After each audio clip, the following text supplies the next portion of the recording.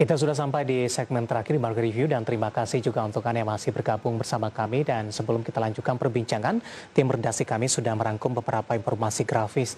Di awal perjumpaan tadi sudah kami sebutkan di mana PT Zyrexindo Mandiri Buana Tbk ini sudah resmi tercatat di Bursa Efek Indonesia. Kita akan coba lihat bagaimana profil dari emiten ini. Langsung saja ke grafis yang pertama, pemirsa, profil emiten PT Zyrex Mandiri Buana Tbk dengan kode emiten ZYRX, kemudian tanggal IPO di 30 Maret 2021, saham IPO, harga IPO, dana hasil IPO, dan juga ada underwriter-nya.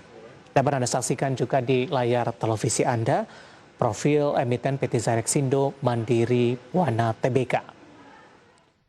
Kita beralih ke grafis selanjutnya, kita akan coba lihat juga penggunaan dana pendawaran umum perdana saham dari Zyrex. 58% digunakan untuk modal kerja perseroan, 42% digunakan untuk belanja modal.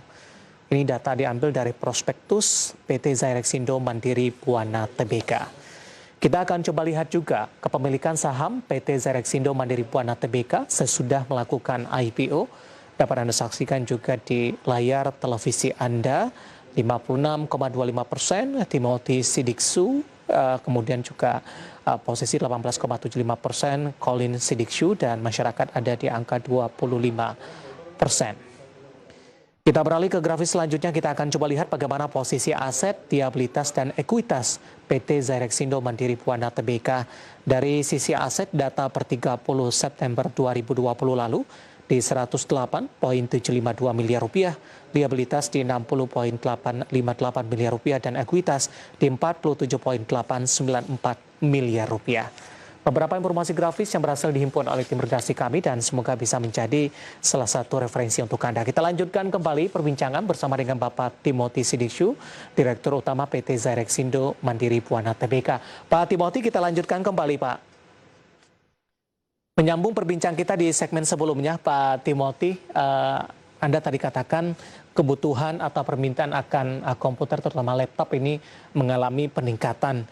Kita ingin tahu peningkatan seperti apa permintaannya terhadap Zyrexindo di sepanjang pandemi, Pak Timothy. Selama pandemik, kalau kita melihat permintaan pertumbuhan untuk laptop di PT Zyrexindo Mandiri Buana saja untuk tahun 2020, kita mengalami satu lonjakan yang hampir memiliki sampai 80%, Pak, dari segi kuantitas. Jadi, permintaan lonjakan ini sebenarnya dipicu oleh pandemi, di mana makin banyak orang yang sadar bahwa pemakaian komputer itu menjadi satu alat perangkat yang prima, di mana dengan stay at home, dengan work from home, dengan study from home, kita mendadak mempunyai satu kebutuhan laptop yang begitu besar. Pada awal-awalnya banyak orang yang masih merasa, oh apakah benar saya bisa kerja di rumah, atau apakah benar saya bisa studi di rumah. Tetapi sekarang nyatanya bahwa kita kerja di rumah, sebenarnya kita mau melihat kita bisa produktif sekali kalau kerja di rumah. Bahkan adik-adik kita, siswa-siswi kita, kalau mereka sekolah di rumah pun, saya melihat mereka juga cukup produktif, Pak. Nah, oleh karena itulah ada satu new normal yang kita lihat bahwa komputer itu menjadi alat yang sangat baik sewaktu kita kerja di rumah. Baik, bisa di-share ke kita Pak Timothy dengan peningkatan 80% ini yang seperti Anda katakan tadi tentu berdampak kepada sisi kinerja di sepanjang 2020 lalu. Baik. Dari sisi kinerja perusahaan, 80% otomatis meningkatkan pendapatan kita, dan bukan itu saja juga meningkatkan penambahan dari segi income statement ya, dari segi laba rugi. Yang ingin saya katakan sebenarnya peningkatan itu bukan saja berada di sisi laptop, tetapi juga di tablet PC. Nah, tablet kami juga mengalami satu lonjakan yang cukup besar, itu mungkin bisa melebihi sampai 100%. Jadi secara total revenue kita mempunyai peningkatan bukan kuantiti saja, tapi revenue juga mencapai hampir 80%, Pak. Kondisi ini di luar perkiraan sebelumnya, Pak Timothy, atau sudah diprediksi?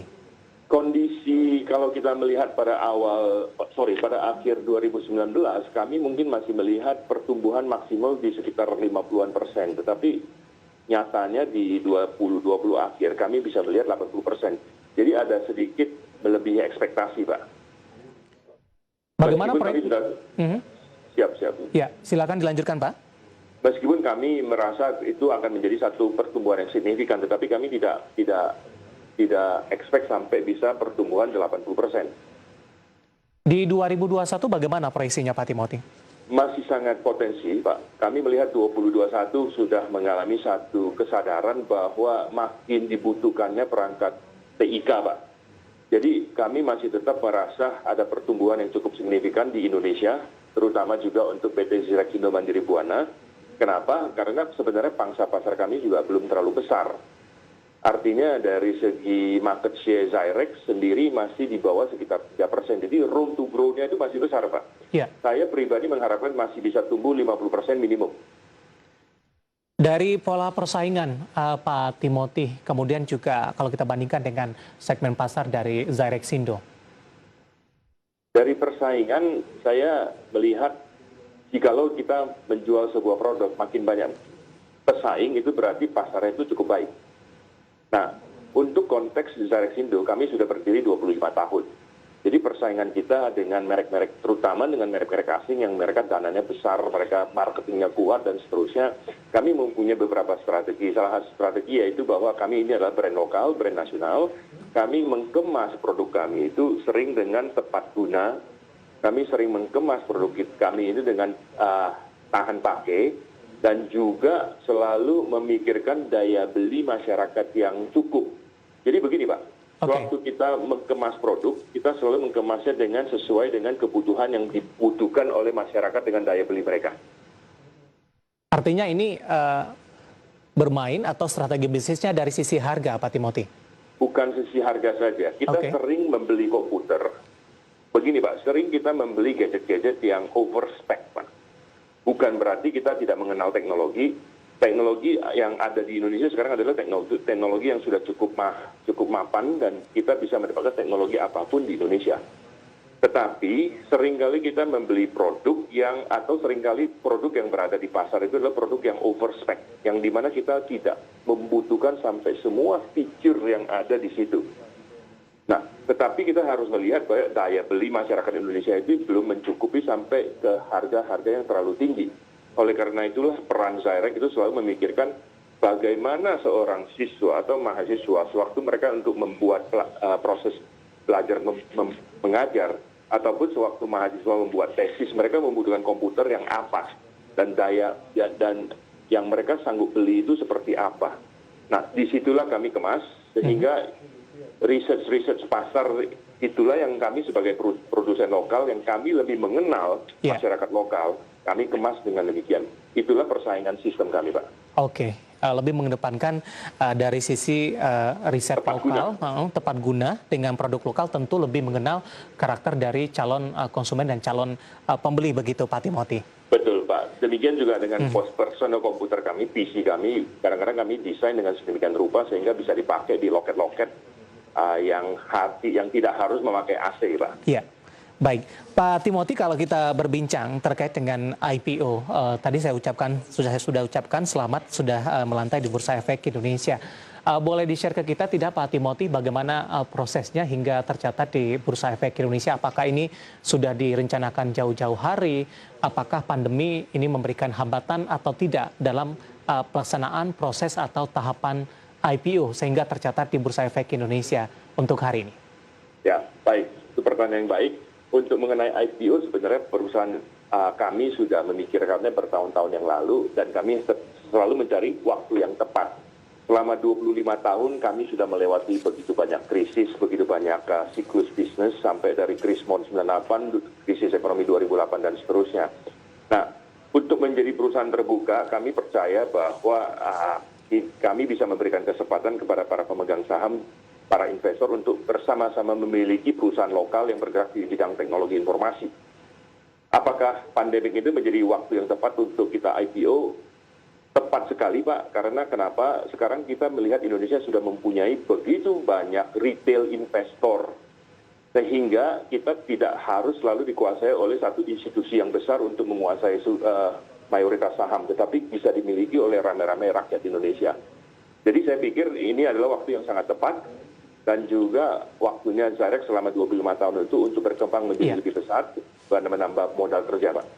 Baik, Pak Timothy terakhir Pak untuk meyakinkan bagi para investor pasar modal Indonesia, ada tidak yang ingin Anda sampaikan begitu? Kenapa harus berinvestasi di saham Zyrex ini?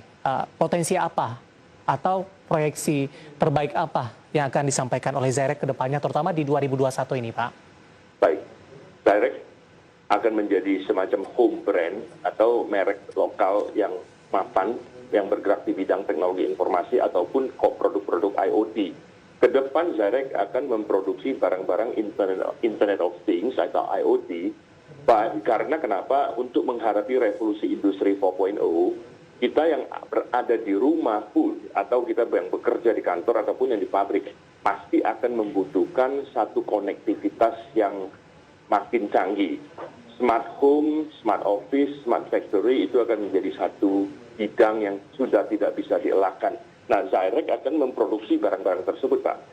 Sewaktu kita memproduksi barang tersebut, kita bukan memproduksinya saja, tetapi kita juga memikirkan manfaat, kemudahan pemakaiannya, dan juga harga yang pas.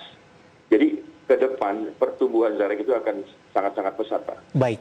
Pak Timothy, waktu kita cukup terbatas. Terima kasih sudah bergabung bersama kami dan semoga bisa menjadi referensi, terutama bagi para pelaku pasar modal di Indonesia, bagi mereka yang ingin masuk atau yang sudah ambil posisi terhadap saham Zyrex Indo. Terima kasih Pak Timothy, sehat selalu. Terima kasih.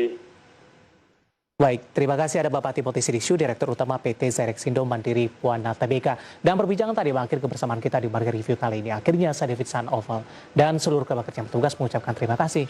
Sampai berjumpa kembali.